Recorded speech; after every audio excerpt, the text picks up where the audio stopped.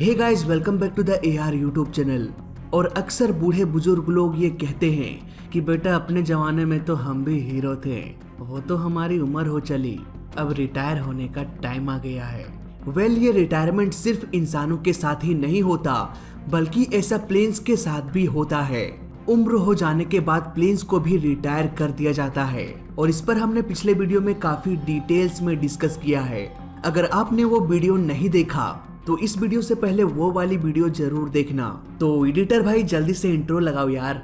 So guys, video शुरू करने से पहले मैं आपको विंजो ऐप के बारे में बताना चाहूंगा, जहां पर आप ढेर सारे आसान गेम्स खेलकर रियल पैसे कमा सकते हैं। इस ऐप में 40 से भी अधिक गेम्स मौजूद है, जैसे कि मेट्रो सफर, Free Fire, Call Break, Ludo, Bubble Shooter, carrom, cricket games और COD मोबाइल्स का भी टूर्नामेंट्स चल रहा है। इतना ही नहीं, विंजो के पास फैंटेसी स्पोर्ट्स भी है, जहां आपके पास इस IPL सीजन डेली 20,000 तक कमाने का मौका होगा। विंजो सुपरस्टार ऐप पर प्रति रिफर 40 रुपए तक अर्न कर सकते हैं और अपने अर्निंग को सीधे बैंक और UPI में ट्रांसफर कर सकते हैं। इसके अलावा जीते हुए पैसे को भी बैंक, UPI, पेटीएम से विड्रॉ कर सकते हैं। और सबसे अच्छी बात यह है कि आप इस ऐप पर मिनिमम 3 रुपए का विड्रॉ कर सकते हैं। तो देर किस बात की, लिंक मिलेगा डिस्क्रिप्शन में, जल्दी से जाओ, इंस्टॉल करके साइन अप करो। साइन अप करने के बाद आपको 50 रुपए का बेनिफिट और फ्री फैंटेसी टिकट्स भी मिलेगा। तो जल्दी से जाओ और ढेर सारे गेम्स एंजॉय करो। दोस्तों, एक कमर्शियल प्लेन के रिटायर होने के बाद ज्यादातर उसे कार्गो प्लेन में कन्वर्ट कर दिया जाता है। सारे सीट्स को रिमूव कर दिया जाता है। अगर जरूरत पड़े तो साइड के बॉडी को काट के एक बड़ा सा डोर इंस्टॉल कर दिया जाता है, ताकि बड़े और चौड़े सामान को भी ट्रांसपोर्ट किया जा सके। बोइंग 777, 767 जैसे कमर्शियल प्लेन्स को भी कार्गो में कन्वर्ट कर दिया जाता है। फॉर एग्जाम्पल एयरबस 300, जिसे 1970 में बनाया गया था। DHL कंपनी 40 साल बाद आज भी इस प्लेन को कार्गो प्लेन में कन्वर्ट करके फ्लाई कराता है। पर सारे प्लेन्स इतने खुशकिस्मत नहीं होते कि कोई दूसरी एयरलाइन कंपनी उसे खरीद कर उसका मेंटेनेंस करके कार्गो में कन्वर्ट करे। ऐसे प्लेन्स को एयरपोर्ट में ज्यादा दिनों तक नहीं रखा जाता, क्योंकि एयरपोर्ट में रखने के लिए पार्किंग चार्ज भी तो देना पड़ेगा ना। इसीलिए ऐसे प्लेन्स को बोन यार्ड में भेज दिया जाता है। पर ये बोन यार्ड क्या होता है? दोस्तों, एक बोन यार्ड को ये देखकर डिजाइन किया जाता है कि यहाँ पर ढेर सारे, मतलब 10,000 से भी अधिक प्लेन्स को रखा जा सके। इसके लिए यहाँ पर रेगिस्तानी एरिया को चुना जाता है, जहाँ बलुआही मिट्टी पाई जाती है। इसमें घास फूस जल्दी से नहीं उगते, जिसकी वजह से रात के ठंड में ओस नहीं जमती जमीन पर। सैंड तुरंत ही वाटर ड्रॉप्स को सोख लेती है, जिसकी वजह से प्लेन के मेटल बॉडी में जंग लगने का खतरा कम हो जाता है और ऐसे एरिया में बारिश भी कम होती है। कुल मिला के कहा जाए तो रेगिस्तानी एरिया एक परफेक्ट जगह होती है रिटायर्ड प्लेन्स को रखने के लिए। सारे रिटायर्ड प्लेन्स को ऐसे ही बोन यार्ड में रखा जाता है।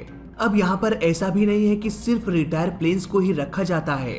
कभी कभी जब प्लेन के साथ कोई हादसा हो जाता है, तब उसके मलबे को ट्रक में लोड करके इन्हीं यार्ड्स में लाके रख दिया जाता है। पर ऐसा करने का मकसद क्या है, आइए समझते हैं एक आसान से एग्जाम्पल से। एक सीक्रेट बात बताता हूँ, 5 साल पहले मैं लखपति था। 10 iPhone खरीद के रखा था मैंने। इतने iPhone लखपति के बस की बात नहीं है, लाइन चेंज कर लो। दोस्तों, 5 साल पहले ना मैं करोड़पति था। 10 iPhone खरीद के रखा था मैंने। हाँ, लेकिन अभी सिर्फ 2 ही iPhone बचा है और बाकियों की तो वाट लग गई। अभी सारे iPhones को मैंने अलमारी में बंद करके रख दिया है। दोस्तों, इस बेकार के एक्टिंग के बाद आइए थोड़ा प्रैक्टिकली समझते हैं। सपोज अभी मेरे पास 2 iPhone एक्टिव है।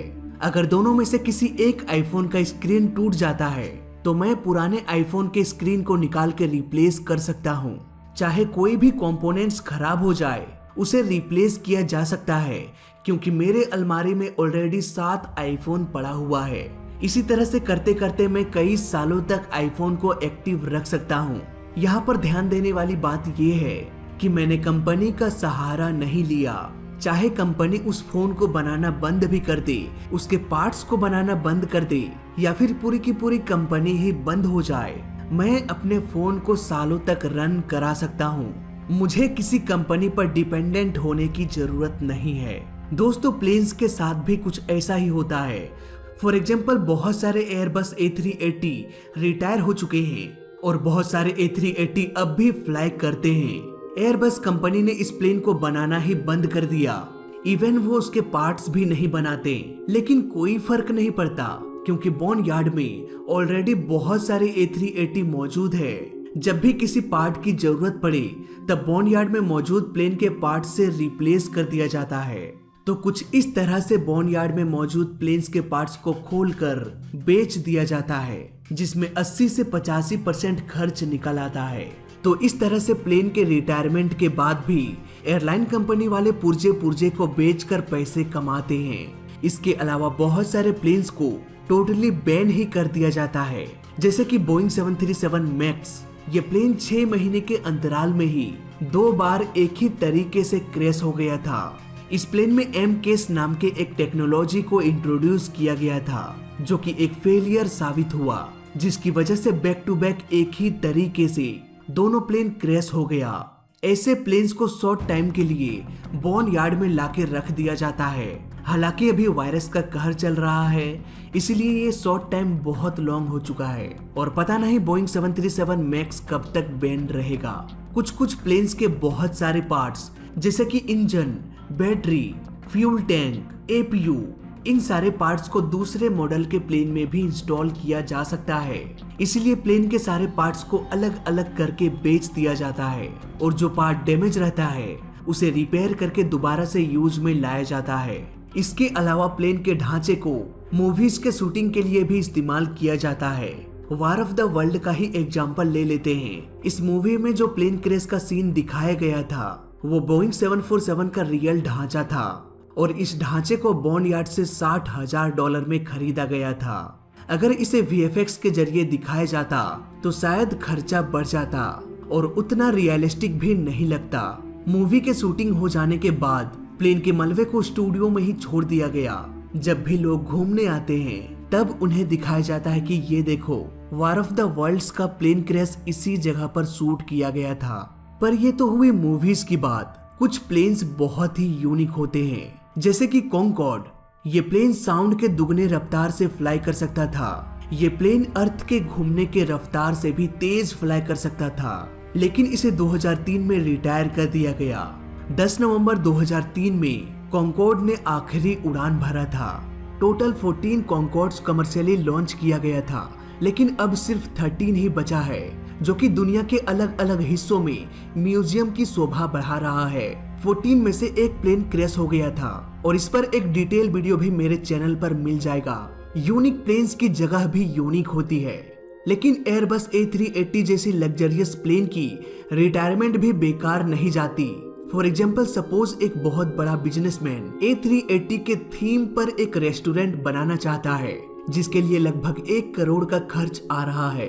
लेकिन अगर वो A380 प्लेन के जैसे रेस्टोरेंट ना बनाकर सीधे A380 प्लेन के ढांचे को ही खरीद ले, तो हो सकता है उसे 1 करोड़ से कम रुपए में भी मिल जाएगा और उसका ढेर सारा पैसा भी बच जाएगा।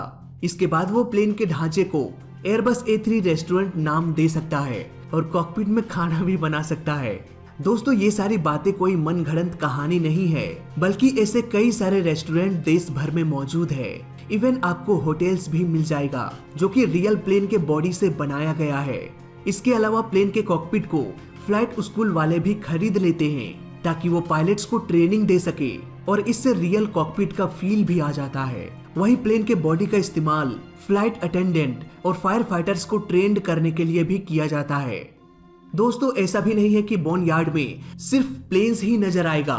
एरिजोना के बॉन यार्ड में आपको प्लेन्स के साथ साथ फाइटर प्लेन्स, 4000 से भी अधिक हेलीकॉप्टर्स और कुछ स्पेस शटल भी मिल जाएगा। तो आई होप आपको आइडिया आ गया होगा कि प्लेन्स के रिटायरमेंट की बात की कहानी क्या होती है।